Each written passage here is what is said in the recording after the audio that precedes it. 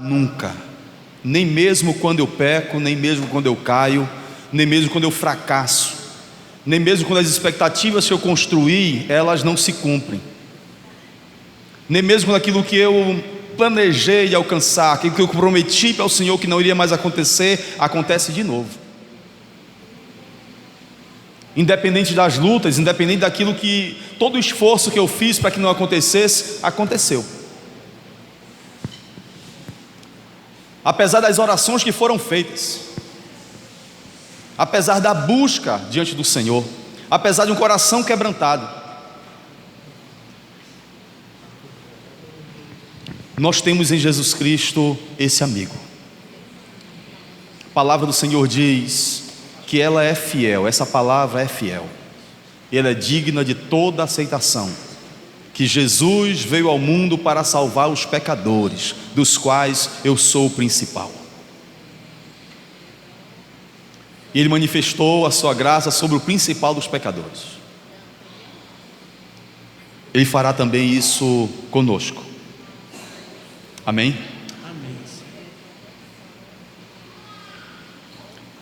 Ele é uma rocha de tropeço para aqueles que não creem, mas para aqueles que creem, Ele é uma verdadeira pedra de edificação. Para aqueles que creem, Ele é um sacerdócio maravilhoso, eleito sobre as nossas vidas para que possamos proclamar as virtudes, o caráter, a maneira como Ele é, proclamar isso. Como é que nós proclamamos a maneira gloriosa que Ele nos salvou? Na confissão. A confissão é uma ferramenta gloriosa de proclamação. Quando nós confessamos ao Senhor, quando nós dedicamos ao Senhor o momento de abrir toda a nossa vida diante dEle, embora Ele já saiba, a gente está dizendo: Senhor, eu dependo de Ti. Eu estou te falando isso porque só Tu podes me ouvir e me entender. Tu és o meu verdadeiro amigo. Tu és a estrela da manhã para mim. Quando todas as estrelas já têm ido embora, quando todas as estrelas, quando todo o brilho já foi tapado para mim, quando eu não consigo mais enxergar nenhuma possibilidade de céu, mas existe a estrela da manhã. A estrela da manhã ainda está lá. Quando a noite vai, a estrela da manhã ainda permanece. Eu posso perceber que o Senhor permanece comigo. Tu és a minha estrela da manhã. Eu sei que o céu ainda está aberto para mim. Tu és para mim uma referência, aonde eu posso nortear os meus passos, para onde eu posso ir, para onde eu posso me direcionar. Tu és a minha estrela da manhã. Entre os milhares de possibilidades, Tu és o meu amigo. É isso que nós temos para dizer ao Senhor. O Senhor não desampara nunca.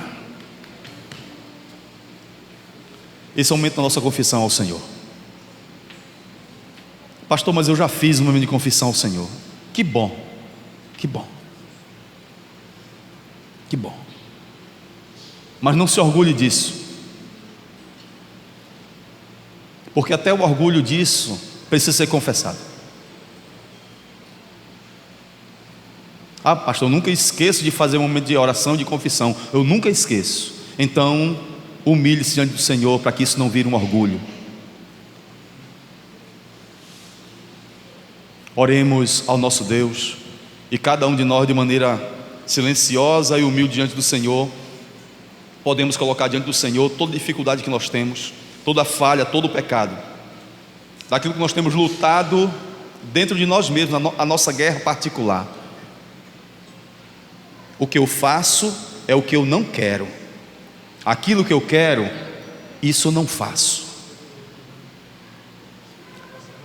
Que homem desventurado que eu sou.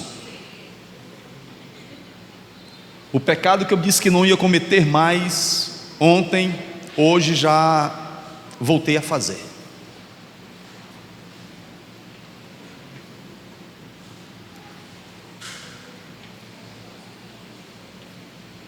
Quem me livrará desse corpo de morte? Graças ao Senhor por Jesus Cristo, o verdadeiro amigo, aquele que nos chamou das trevas para a sua maravilhosa luz. Nós que antes não éramos povo, mas agora somos povo de Deus. Nós que antes não havíamos alcançado misericórdia, mas agora temos alcançado a misericórdia. Abri sua Bíblia nos Evangelhos, no Evangelho que Mateus escreveu, Evangelho que fala acerca de Jesus Cristo, cujo autor é Mateus, capítulo 13. Nós vamos meditar acerca das nossas prioridades, o que tem sido prioridade para a gente, o que tem tirado a nossa atenção.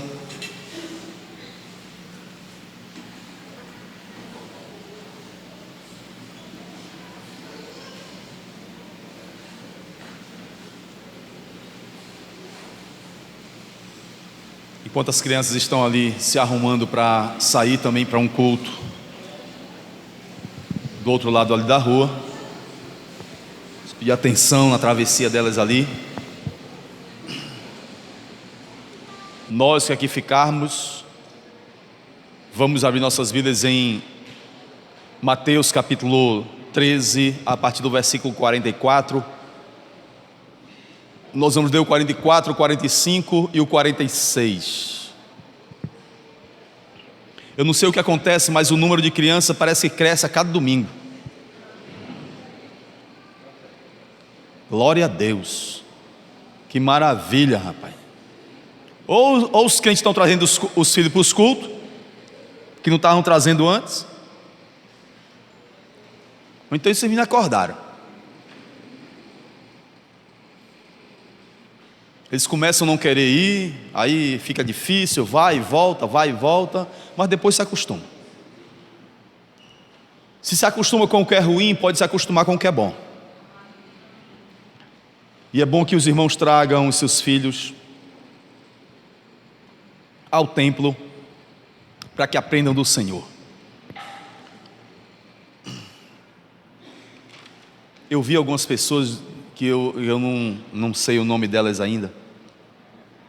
Quem está aqui pela primeira vez, levanta a mão, dá um sinal para a gente aqui. Temos 12 rapazes ali atrás que estão aqui pela primeira vez. Como é o nome de vocês? Eduardo?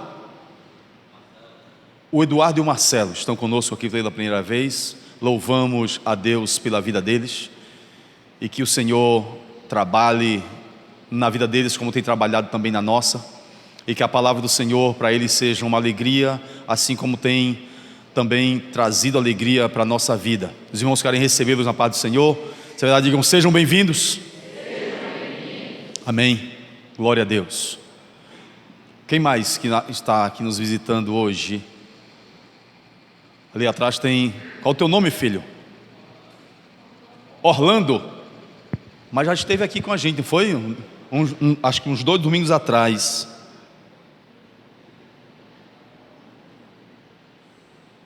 Se eu não notar,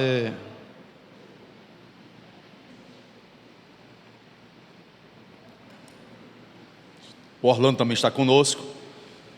Os visitantes só sentaram desse lado, não tem nenhum visitante desse lado aqui, não? Eu tinha visto uma...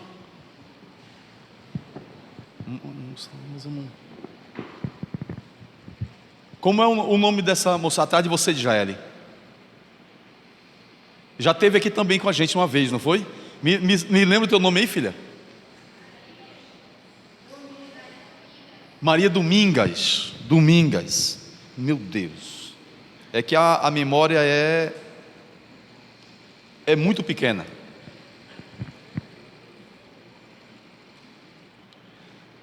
Os irmãos querem recebê-los na paz do Senhor. Você vai, digam amém? Amém. Glória a Deus. Bendito seja o nome do Senhor. Nós temos falado com Deus em oração, nós temos louvado o nome dEle, nós temos ofertado a Ele as nossas vidas em ministério de louvor, de ações de graças a Deus, e Ele tem nos ouvido. Agora somos nós que temos que ouvi-lo. É nessa troca gloriosa de informações que nós vivemos. É nessa reciprocidade de encaminhamento, de proximidade com Deus que nós existimos. Era assim que ocorria no Éden. Deus pegou a humanidade, colocou no jardim, criou toda uma realidade poderosa para eles e disse: olha, gente, vocês vão aqui, possuam essa terra, plantem, colham, administrem, dominem. E enquanto a humanidade saía para dominar a natureza, para exercer o seu domínio sobre todas as coisas criadas, na viração do dia, eles tinham todo o trabalho deles, tinham a agitação deles, as prioridades que eram durante o dia, mas na viração do dia, no finalzinho do dia, Deus voltava para conversar com eles. Deus vinha para falar com eles, para conversar, para trocar ideia, e isso fazia com que eles fossem felizes. Ouvir a voz de Deus nos faz satisfeitos. Problema é quando a gente para de ouvir Deus. O problema é quando a gente é enredado com o afazer do dia. A gente sai para cuidar de uma coisa, cuidar de outra, dominar as nossas realidades, e a gente esquece de ouvir Deus. Aí Deus para de ser prioridade. Isso é um problema. E é sobre isso que nós queremos conversar e falar e pregar da palavra do Senhor nesta noite. Se você se sentir incomodado pela palavra do Senhor, amém. É para isso que ela é feita e para isso que ela está conosco. Se você se sentir ofendido e ferido, amém, amém. Nós também ofendemos Deus todos os dias com nossos pecados, nossos distanciamentos, nossas escolhas ruins, o nosso pecado e a nossa incredulidade. Nós afetamos Ele todo dia, Ele usa misericórdia conosco. Então, quando Ele fala de maneira forte ao nosso coração e nos chama de raça de víboras, parente de cobra, cheia de traição e veneno na vida, problema nosso, se nós nos afetarmos com isso. Ele não vai negociar 1 milímetro do valor da palavra dele para nos poupar, não vai. Nenhum profeta fez isso, e nós não estamos dispostos a fazer também. Então, quando você for confrontado pela palavra do Senhor, sinta-se privilegiado, porque Ele só faz isso com quem Ele ama. A quem Ele não manifesta amor, vive de qualquer jeito e vive sem ser afetado. A palavra bate, volta e não encontra guarida. O remédio só é eficiente quando ele toca a ferida e fica ali para fazer um trabalho glorioso. Quando a palavra do Senhor tocar o seu coração, louve o nome dEle, porque Ele quer refazer a cada um de nós. Amém? Mateus 13, a partir do versículo 44.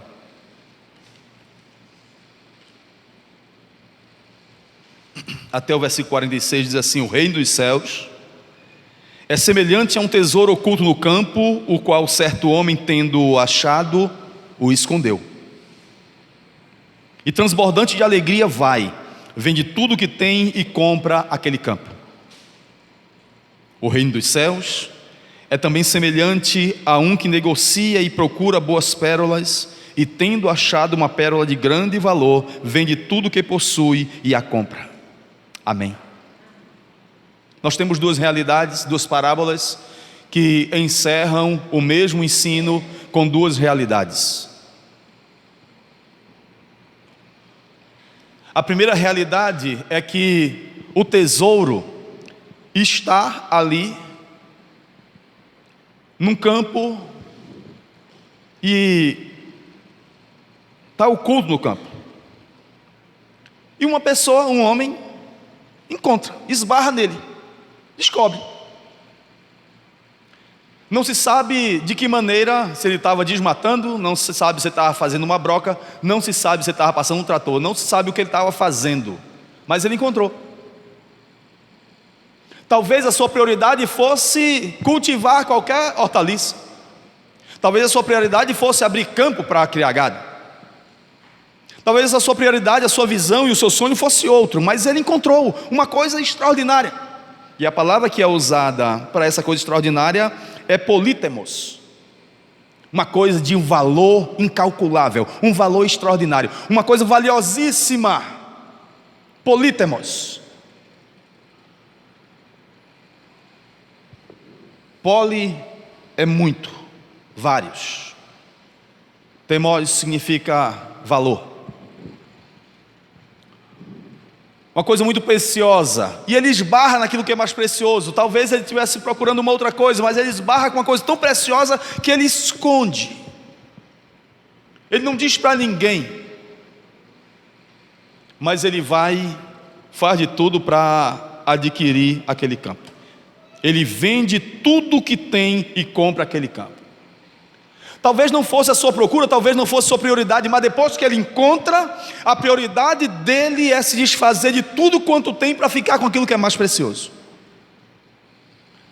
A partir do versículo 45, as coisas mudam. A parábola traz uma outra conotação. É de alguém que é especialista em tesouro. É alguém que procura com toda diligência, né? Ele é semelhante a um que negocia e procura boas pérolas. Ele conhece o que é pérola, ele sabe o que é um polítemo, ele sabe o que é uma coisa de grande valor, e ele busca incessantemente, e ele se esforça para poder encontrar. Ele tem habilidade para descobrir o que é precioso, aquilo que tem valor.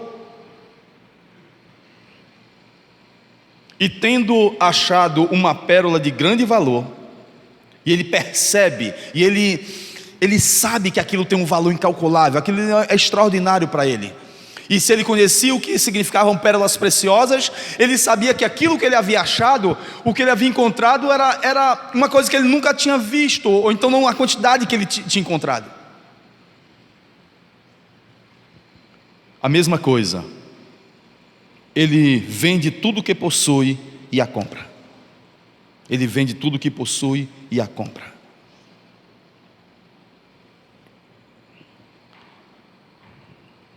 Uma coisa extraordinária que nós vemos aqui é a alegria.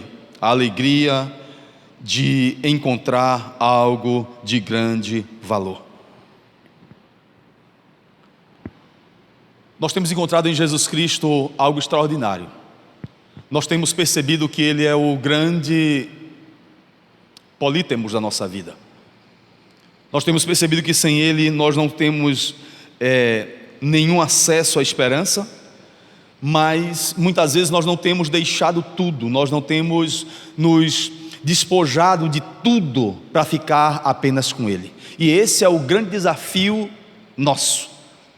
E aquilo que a humanidade ainda não percebeu, não entendeu, quando ela ouve o Evangelho, ela não consegue perceber da nossa alegria, ela não consegue entender a nossa satisfação, ela não consegue perceber o que nós percebemos nessas canções, ou nesse ajuntamento, ou no valor que essa palavra tem para nós. A humanidade não consegue perceber. Quem não tem Cristo não consegue entender por que nós fazemos tudo isso. Porque nós não estamos em um outro local. Porque nós não estamos fazendo uma outra atividade. É porque nós descobrimos nele a nossa alegria. Nós percebemos nele uma disposição para renunciar aquilo que para nós é tão precioso. Ou pelo menos perceber o que antes para nós era prioridade, e aquilo que nós muitas vezes nem buscávamos, mas ele de maneira gloriosa se revelou a nós, estava diante de nós, e nós esbarramos nele, nós encontramos com ele. Nós precisamos urgentemente, como igreja do Senhor, olhando para o nosso cenário, olhando para a maneira como nós temos o tecido chamado evangélico no nosso país, nós temos que perceber qual é o tesouro do cenário evangélico, qual tem sido o tesouro da igreja e qual tem sido, na verdade, o nosso tesouro e a nossa prioridade.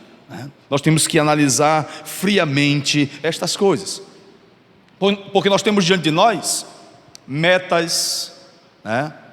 Nós temos os nossos planejamentos, e os dias passam ligeiramente. Quando a gente pensa que é de manhã, que olha para a agenda, o que tem para fazer, de repente dá meio-dia, e quando O dia acabou. E de repente o ano se passou rapidamente. E Deus? Onde foi que ficou Deus nessa história? Daquilo que nós começamos a fazer, os prazos, os horários, o tempo que vai embora, e aquilo que nos enreda, aquilo que nos absorve. E na viração do dia, o que é que está acontecendo? Onde é que entra Deus nessa história? O nosso jardim parece muito bom, o nosso jardim parece tudo em ordem, o nosso jardim parece que está tudo tranquilo, mas o relacionamento com Deus ficou descoberto. E Deus quer nos mostrar que sem o relacionamento com Ele, sem conversar com Ele, sem ter comunhão com Ele, jardim já não é mais jardim, e paraíso deixa de ser paraíso. E lugar de delícia perde a sua conotação. E nós precisamos entender isto, para poder falar a outras pessoas também acerca dessas prioridades e acerca do valor que Deus tem para cada um de nós. Amém? É sobre isso que essa parábola está aqui falando ao nosso coração. Isso tem que chamar a nossa atenção, e Deus chama a nossa atenção para isso. Nós temos esbarrado em quê? E o que é que tem feito o nosso coração pulsar? Porque Ele disse: onde estiver o nosso tesouro, ali estará também o nosso coração. Qual tem sido o tesouro que nós esbarramos, que nós temos cavalcado, que nós temos procurado? Abra sua Bíblia em Marcos capítulo 14, por favor. Sem a alegria em Deus nós esfriamos. Sem a alegria em Deus nós colocamos atenção em outras coisas. Sem nos satisfazermos no Senhor, nós tiramos os olhos das nossas prioridades com Deus, e nós vamos então traçar os nossos próprios caminhos e planos sem a anuência dEle, muitas vezes. Marcos capítulo 14 é onde a palavra polítemos vai aparecer de novo. Marcos capítulo 14, versículo 3. No versículo 3, a palavra polítemos, a mesma que está colocada nessa parábola, vai aparecer aqui.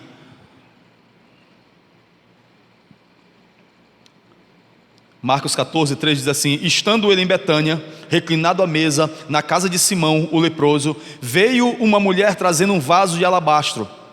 Aí vem a palavra polítemos, com preciosíssimo perfume de nardo puro, e quebrando o alabastro, derramou o bálsamo sobre a cabeça de Jesus. Aqui aparece de novo essa mesma palavra, tesouro, essa mesma palavra, pedra preciosa, essa mesma palavra de alto valor, essa coisa tão custosa, aparece aqui de novo. Agora na vida de uma mulher, uma vida difícil, uma vida completamente difícil, uma experiência horrível fora de casa, passou um tempo em Gadara e a coisa ficou complicada por lá.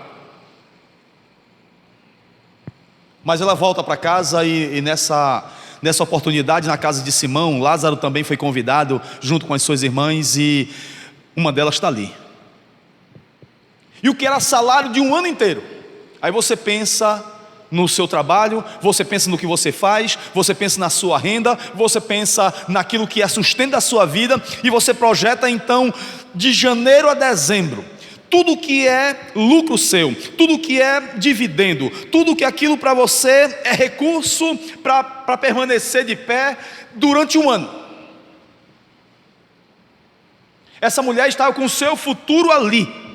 Ela tinha o rendimento de um ano guardado. Ela tinha uma reserva patrimonial guardada ali.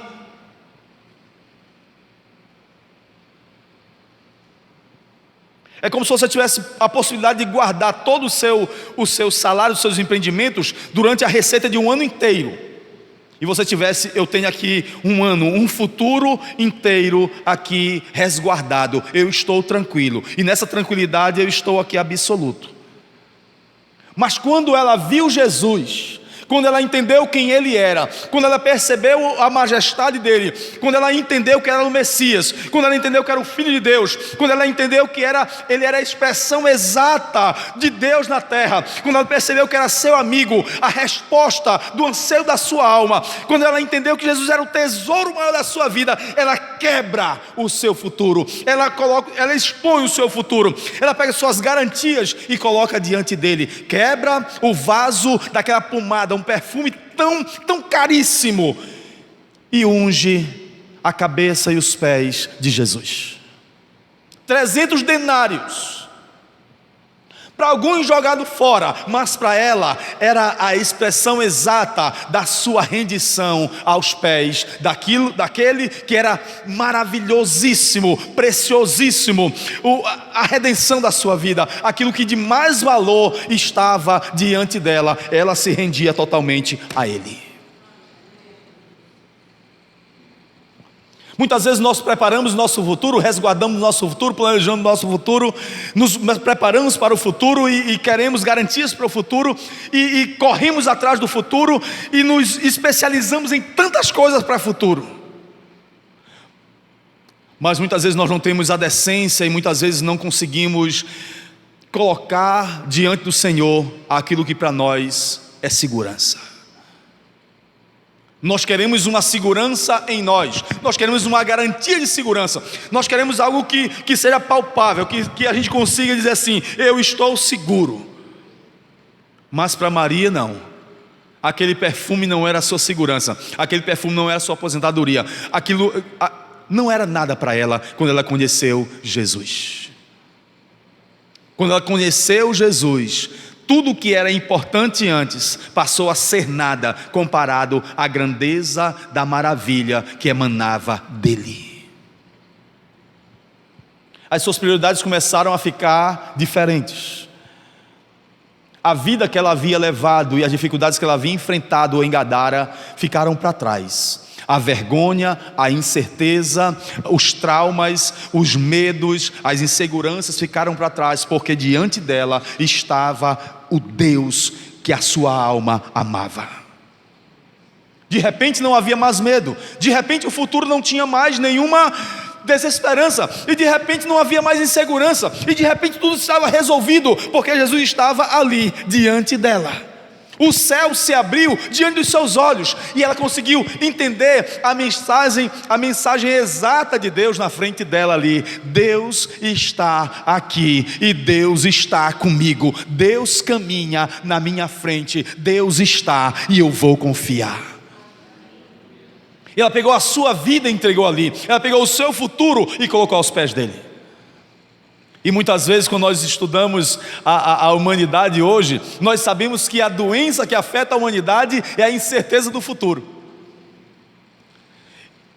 E aqui, Maria em Betânia nos mostra que a incerteza do futuro é curada quando se coloca tudo aos pés de Jesus.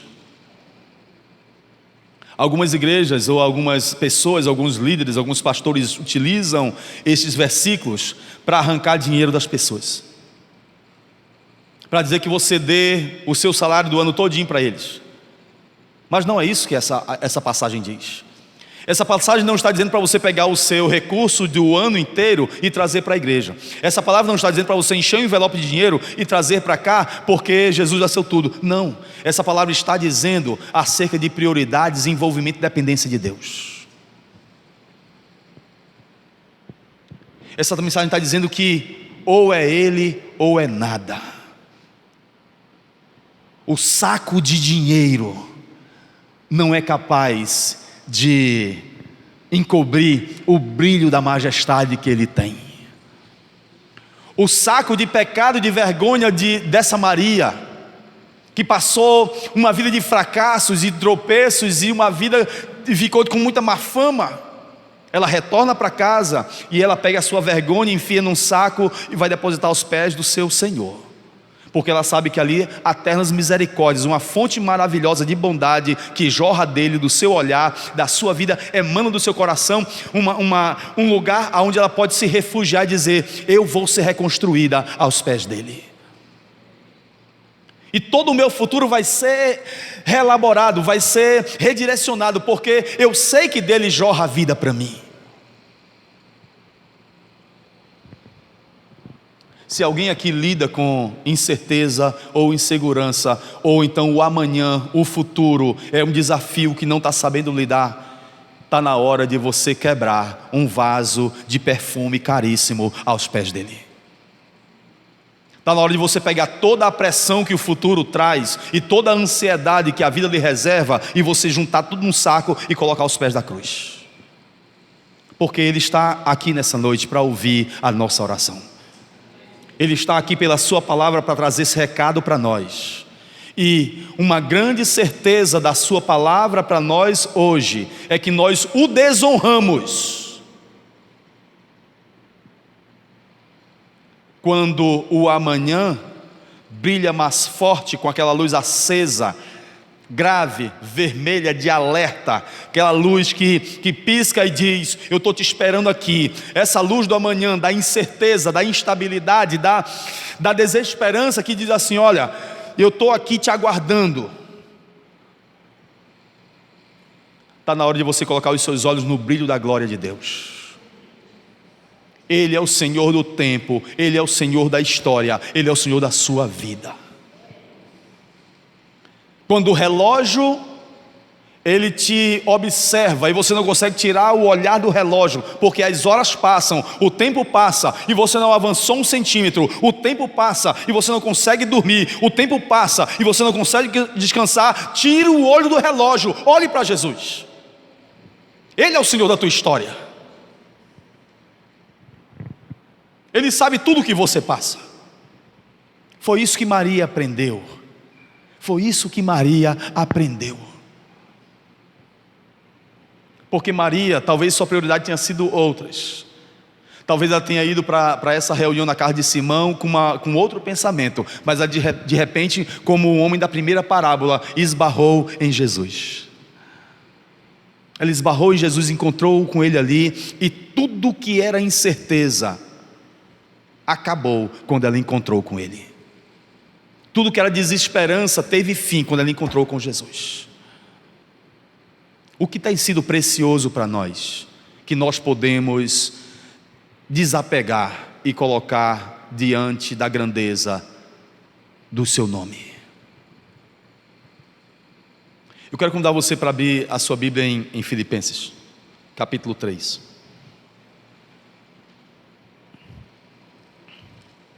Talvez o seu problema não seja um unguento. Talvez a sua questão não seja conta bancária. Talvez a questão que você enfrente não seja de ordem econômica. Talvez a motivação seja outra. Filipenses capítulo 3.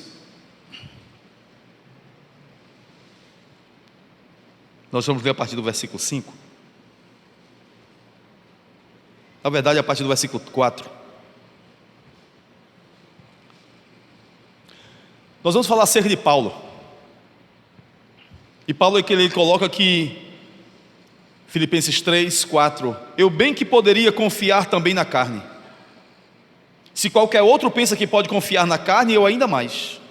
Se alguém que pode se orgulhar de alguma coisa do que é, então eu posso. Versículo 5, circuncidado ao 8º dia da minha linhagem, da linhagem de Israel, da tribo de Benjamim, hebreu de hebreus. Eu não comprei a minha cidadania, não. Eu sou povo de Deus, eu sou da linhagem dos hebreus, eu sou filho da herança, filho da promessa aqui. Eu tenho uma herança em Deus.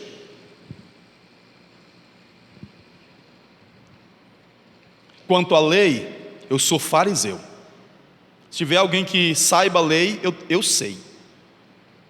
Versículo 6, quanto ao zelo, se alguém é crente aqui, esse crente sou eu. Eu sou perseguidor da igreja, eu fui perseguidor da igreja. Eu não podia ver uma heresia que eu estava em cima. Eu não podia ver uma coisa fora do lugar que eu estava ali em cima. Eu era zeloso pelas coisas de Deus. Eu buscava ser agradável a Ele, eu buscava me justificar, eu buscava fazer as coisas para Deus da forma mais zelosa possível. Quanto à lei, eu era irrepreensível. quanto à justiça que há na lei, aquilo que era certo fazer, eu estou aqui em primeiro lugar. Eu recebia prêmio todo mês, eu era o funcionário do mês, eu era o crente do mês. A minha foto estava lá no mural da igreja todo domingo, porque se tinha alguém que era crente, era eu. É isso que Paulo está dizendo aqui. Se alguém quisesse se orgulhar do que era, eu muito mais. Versículo 7. Mas, quando chega essa palavra mais, então é a coisa mais linda que tem. Mas, o que para mim era lucro, eu considerei como perda por causa de Cristo. Amém. Entende?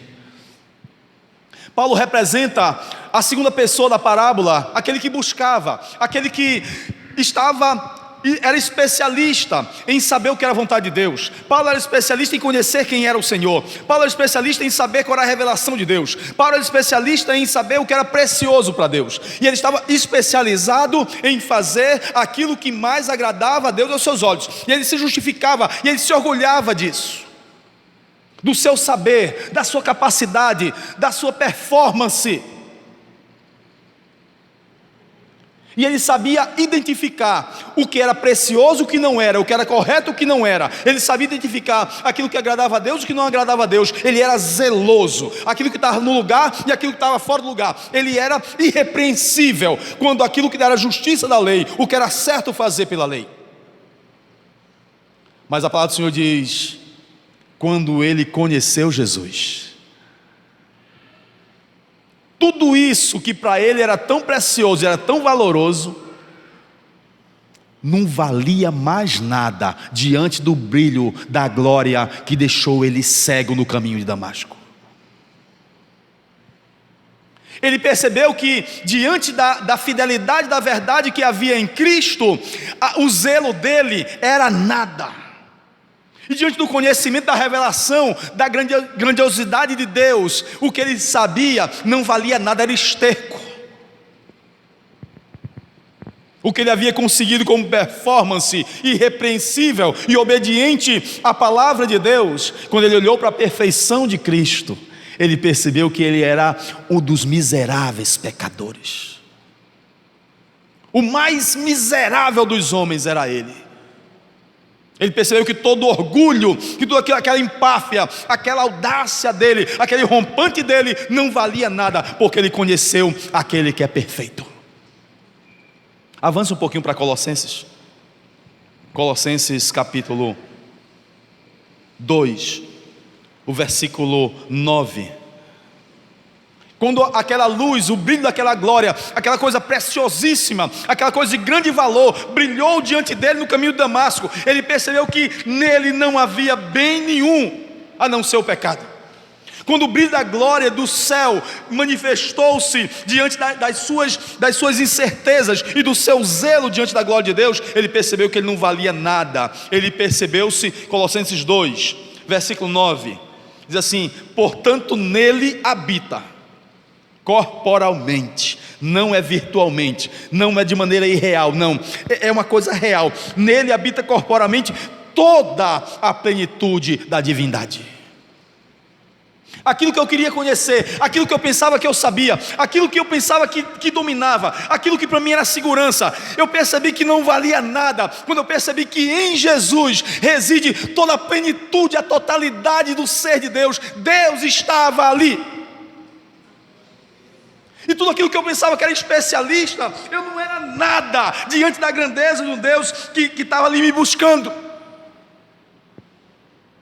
Eu buscava Ele nas coisas de fora, e Ele estava ali dentro de mim, querendo me cercar, e Ele me cercou, me derrubou, me cegou, e agora me faz ensinar para as outras pessoas que buscam, que buscam performance, que buscam nas coisas que fazem, o que conhecem.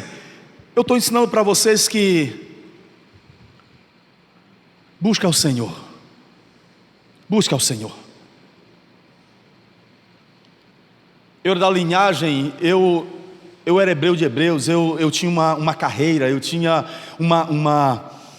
eu era honrado, eu tinha prestígio, Eu tinha segurança do que eu ia ser em Jerusalém. Eu era um líder, eu era um príncipe judeu. Eu tinha um futuro muito grande. Mas quando eu conheci Jesus, eu percebi que aquilo que eu havia projetado para a minha vida não vale nada se eu não tivesse Ele. Eu não sei qual é o futuro que você tem planejado para você.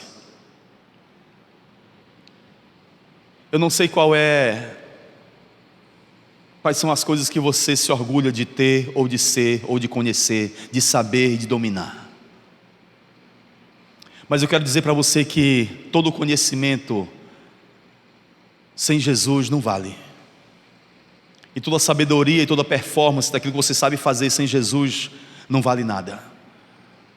Paulo está dizendo para você aqui, para mim, e para nós levarmos como ensino que se nós não tivermos Jesus como prioridade da nossa vida e o grande tesouro da nossa vida, nós não iremos conseguir agradar a Deus. Nós vamos permanecer cegos como o cachorro querendo morder o próprio rabo. E era assim que Paulo estava, rodando em torno de si mesmo, sem avançar 1 milímetro, e pensando que avançava, e pensando que estava fazendo um grande trabalho, quando Deus estava reprovando toda a sua vida. Eu não sei como está a carreira, eu não sei como é que está a prioridade, eu não sei o que você tem estabelecido, mas talvez a gente esteja correndo em torno de si mesmo, girando em torno do próprio eixo, e a nossa vida se resume àquilo que nós somos e àquilo que nós queremos. Vai chegar uma hora que o brilho da glória de Deus, aquilo que tem valor glorioso, aquilo que tem valor eterno, vai chegar na nossa vida e vai nos fazer parar. E Ele vai mostrar-se glorioso, até que nós entendamos que nele reside a plenitude de Deus. Faça isso, ouvindo Deus nessa noite. Ele quer mudar a nossa vida, inverter nossa agenda e rever as nossas prioridades nessa noite. Pastor, mas eu não consigo fazer isso. Eu não consigo fazer isso. Consegue, filho. Consegue, porque Cristo é a resposta para toda a nossa sede. Mas eu já tentei, pastor. Tente de novo, não desista. Tente de novo. Nós somos muito hábeis, né?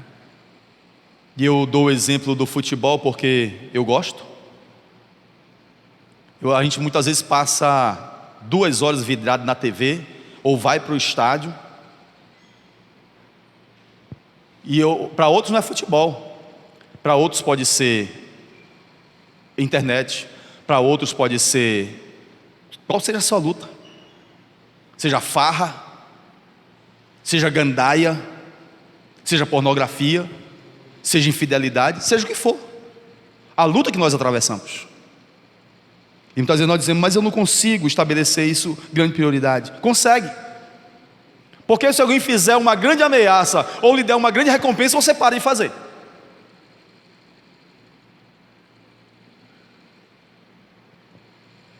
Se alguém lhe ameaçar que vai tirar a sua vida, se você não parar de fazer isso, você para. Ou então chegar uma grande recompensa para você parar de fazer isso, pela grande recompensa você faz, porque você encontra uma satisfação. A grande questão é que Jesus é essa satisfação. Nós temos que descobrir nele esse grande tesouro, que tem que ser a nossa grande satisfação.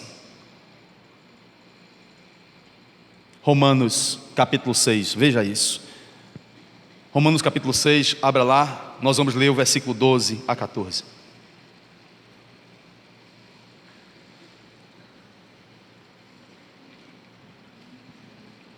O que é que eu preciso fazer, pastor? O que é que a palavra me dá como pista do que eu preciso fazer para mudar minhas prioridades? Para que eu possa dar ao Senhor o grande valor da minha vida. Como é que eu posso, o que é que a Bíblia diz para que eu possa fazer para que seja agradável ao Senhor e eu não me perca nos desvios desse caminho? Romanos 6, versículo 12. Não reine, portanto, o pecado em vosso corpo mortal. Olha a palavra reine. Isso significa que ele está dominando. O rei é o soberano, o rei é quem está no trono, o rei é aquele que governa, o rei é o que dá as ordens. E o que Paulo está dizendo assim: muitas vezes nossa vida tem um rei, nossa vida tem um dominador, e nós somos escravos. Ele diz assim: não reine portanto o pecado em seu corpo mortal, de maneira que obedeçais às vossas paixões. Então é aquilo que Jesus disse: cara, se o teu olho te faz tropeçar, arranca ele. E como é que eu posso arrancar o meu olho? Quebra a TV.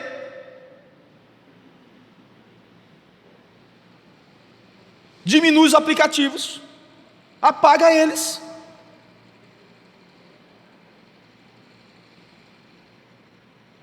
Arranca o olho. Para de fazer. Se isso está acabando com a tua vida com Deus, se isso está acabando com a tua vontade de ouvir Deus, para. Melhor é você viver uma vida sem esses aplicativos, sem essa coisa que te cega, te afasta e te derruba, do que você deixar de entrar na eternidade e viver com Deus. Não reina, não deixa reinar, destrona aquilo que te prende, tira ele do trono. Quem precisa reinar nas nossas vidas é Jesus Cristo. Enquanto nós não percebermos isso que a palavra do Senhor diz, e nós não buscarmos o entendimento correto na Escritura, para nós fazermos, a gente não vai conseguir agradar ao Senhor.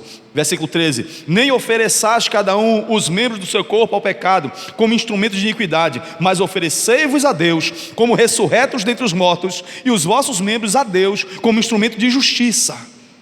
Porque o pecado não terá domínio sobre vós, não é para reinar sobre vocês, porque não está graça.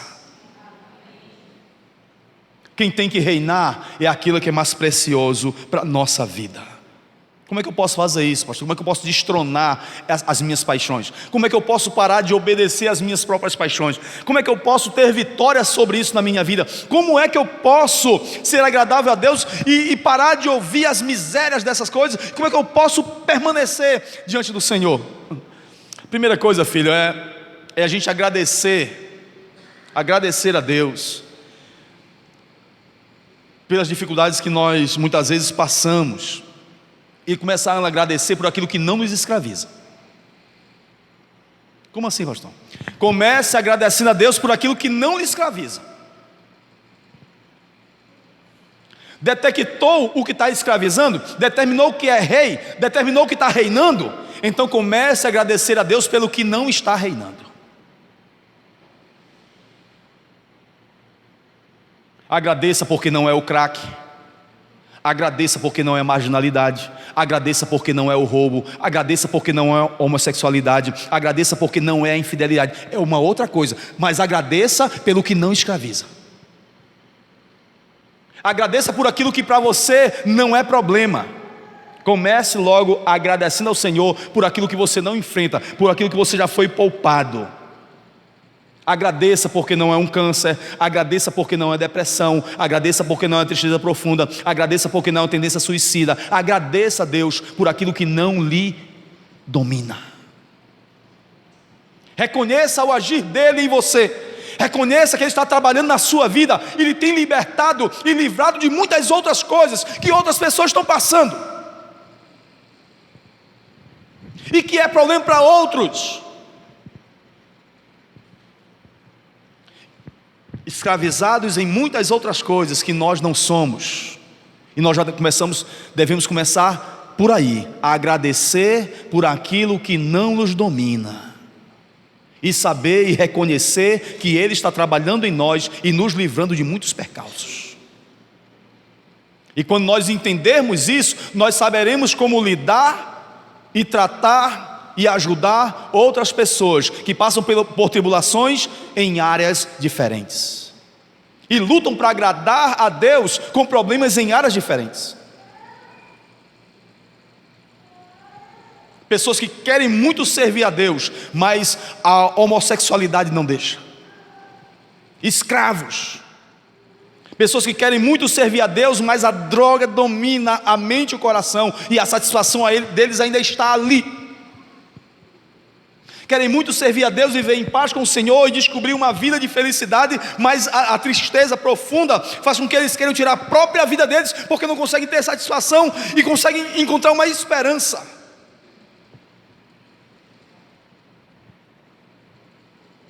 Mas se não é esse o nosso caso, a primeira coisa é agradecer, porque não é isso que está reinando nas nossas vidas. Amém? Ser grato ao Senhor pelos livramentos, isso vai nos fazer destronar os reis que estão sobre a nossa vida. Uma segunda coisa que nós temos que fazer, que precisamos encontrar esse tesouro e ser satisfeitos nesse tesouro, entregar a nossa vida toda e nos desfazer e renunciar a tudo quanto nós temos como prioridade para ter Ele como Senhor da vida, e que Ele reine, e seja Jesus que reine, e que Ele seja o nosso tesouro e reine sobre a nossa vida. A segunda coisa é entregar tudo a Ele em oração. Entregar tudo a Ele em oração. Mas pastor, eu oro demais. Pois então ore, e ore até que você perceba a paz, porque a oração e a paz andam de mãos dadas. Andam de mãos dadas. Filipenses 4, 6 e 7. Se nós temos orado e a paz não tem chegado a nós, nós temos que rever a quem nós temos orado. Porque ele diz assim: você entrega, você coloca diante do Senhor, e diz assim: e a paz de Deus, que excede todo o vosso entendimento, guardará o vosso coração e a vossa mente em Cristo Jesus. E o próprio Jesus diz assim: deixo-vos a paz, a minha paz vos dou. Se a nossa mente, nosso coração está guardado nele, a nossa vida precisa estar em paz. Paz, apesar da balas unindo, mas nele nós temos uma trincheira onde nós podemos estar seguros. A alma pode estar explodindo ali, o mundo se acabando aqui, o vendaval chegando ali, mas a nossa alma precisa estar em paz diante dele, porque a oração e a paz caminham de mãos dadas. Portanto, se você ora, mas você não tem paz, se eu oro, mas eu não tenho paz, eu tenho que rever a quem eu estou orando, e aonde está a minha confiança, onde eu estou depositando a minha confiança. Mas eu tenho que sair do meu lugar de oração em paz, porque a promessa dele é: eu vou guardar a sua mente e o seu coração no meu Filho, que é o príncipe da paz. Essa é a segunda coisa. Ah, pastor, mas eu oro. Não significa que a resposta vai vir agora, mas significa que a graça dele será abundante sobre a sua vida, e você vai aumentar a sua fé e a sua confiança nele, até que a resposta chegue. Você estará em paz até que ele responda. Você estará em paz até que ele vença o socorro. Você estará em paz até que ele surja de uma maneira gloriosa sobre a sua vida, até que você reconheça que é Ele, apesar das dificuldades. Você vai fazer que nem João. João estava com os discípulos no barco. João tinha passado pelos mesmos transtornos da crucificação. João tinha ficado ao pé da cruz até o último momento. Todos haviam saído, mas João havia ficado junto com Maria até os últimos momentos da crucificação. Depois do Cristo ressurreto, ele encontra com eles na beira-mar. Eles também passaram a noite toda sem pescar nada. Mas quando Jesus disse: lancem a rede de vocês do outro lado da barca, e eles lançam, e o peixe aparece, e uma grande multiplicação de peixes ocorre. O que é que acontece com João? João diz assim: é Jesus, é o Senhor. Porque ele sabia reconhecer, apesar da tribulação, apesar do contexto ao redor, apesar de tudo contrário à sua vida, ele disse: é o Senhor. Reconheça o trabalho dele na sua vida, apesar das circunstâncias. Reconheça o trabalho dele na sua vida, a presença dele vindo em socorro, apesar da dor, apesar do desconforto, apesar da incerteza, apesar da desesperança. Ele chega em nosso socorro. Os outros discípulos não conseguiram perceber, mas João conseguiu. É o Senhor. E esse é o nosso grande desafio. A oração e a paz não depende de que ele vai responder naquela hora, mas vai ter muita clareza de que ele domina a nossa história e vai vir segundo a sua vontade. Terceira e última coisa, para nós encerrarmos. E a última leitura, 1 Pedro 5. 1 Pedro 5. O que é que eu faço, pastor? O que é que a palavra do Senhor diz para que a gente deve fazer para que a gente possa ser agradável a Ele e descobrir esse tesouro maravilhoso que Ele é? Primeiro, agradeça por aquilo que não lhe aprisiona. Segundo, entregue todo o seu fardo, entregue esse carcereiro em oração. E terceiro, dependa exclusivamente dele. 1 Pedro capítulo 5. Veja o versículo 6 e o versículo 7. Humilhai-vos, portanto, sob a poderosa mão de Deus, para que Ele em tempo oportuno vos exalte, lançando sobre Ele toda a vossa ansiedade, porque Ele tem cuidado de vós. O que Ele tem primeiro tratar na nossa vida é o orgulho. Humilhai-vos, pois, diante da sua poderosa mão. Nossa autossuficiência está em nível elevadíssimo. Muitas vezes nós temos bastado a nós mesmos, uma visão superlativa daquilo que nós somos, daquilo que nós podemos fazer, da nossa performance. Não, eu não caio não, está tranquilo, não, eu vou conseguir, não. Humilhai-vos, pois, portanto, sob a poderosa mão de Deus, para que Ele a seu tempo vos exalte. No tempo oportuno Ele vos exalte. Toda batalha dura um tempo. Toda batalha dura um período de escaramuça, onde nós somos afetados e afrontados. Mas tem um tempo onde Deus diz basta, onde Ele manda o vento parar, onde Ele manda as águas aquietarem, onde Ele mostra o domínio da situação. A seu tempo Ele vos exaltará. Amém? Ao seu tempo. Portanto, a palavra de humildade e de esperar no tempo do Senhor e depender do tempo do Senhor, ao seu tempo oportuno Ele vos exaltará, requer que nós dependamos dEle a qualquer custo e a todo momento. Dependa dEle e exclusivamente dEle. Amém? O tempo específico que levar na batalha, fique atento. Lembre de Mateus 25. Algumas virgens saíram para procurar óleo, não estavam preparadas e ficaram pelo caminho, não conseguiram entrar na festa, porque elas não perceberam o tempo, não se aperceberam ao tempo. Quando elas pensavam que o noivo tardava, o noivo chega. Deus é o tempo, Deus é o doutor do tempo, o Senhor de tempo, de todas as épocas e de todas as coisas. Final de tudo, lembre-se dessas 5 palavras no versículo 7. As últimas 5 palavras desse versículo, grave. As últimas palavras desse versículo, retenha para você.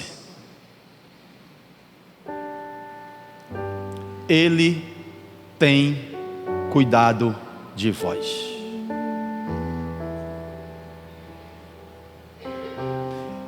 Isto é uma sentença, está na palavra dele, e nós devemos crer na palavra do Senhor. A palavra do Senhor é a verdade, a palavra do Senhor é poderosa, a palavra do Senhor é que guia os nossos passos. Ele tem cuidado de vós. Coloque Ele como aquilo que é mais precioso na sua vida. Se você esbarrou com Ele, ou se você estava em busca e Ele chegou e mostrou-se glorioso, e mostrou para você que Ele é o Senhor soberano e Ele reside todo o poder da divindade, curve-se humilhe-se, dependa, Ele tem cuidado de você. Você está debaixo da mão potente dEle, creia nisso. Se há alguém nessa noite que queira receber Jesus como Salvador, venha. Se há alguém nesta noite que ainda não confessou Jesus, esta é a tua oportunidade. Se entre nós não há descrentes, todos nós somos chamados a responder a palavra do Senhor e honrá-lo. Se nós temos desonrado a Deus na incredulidade, está na hora de arrependimento e crer na sua palavra. Se nós temos duvidado do cuidado dele sobre a nossa vida, está na hora de arrepender-se.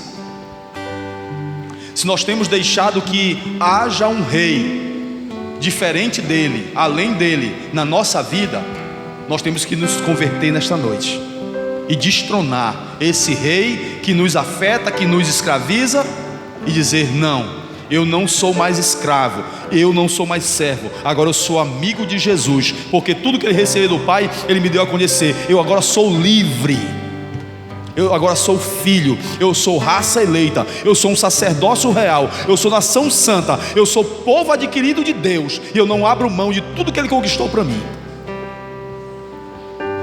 Está na hora de viver uma vida correta diante do Senhor, baseado não em si mesmo, mas baseado naquilo que Ele conquistou para nós na cruz do Calvário.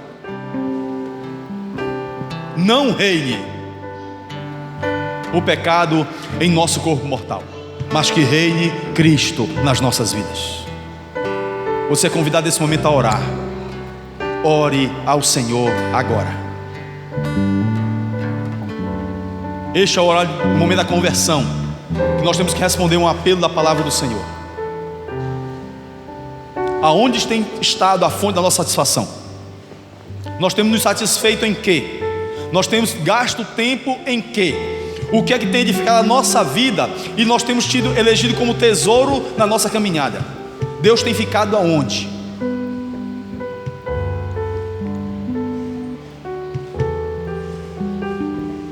E se Ele é tão precioso,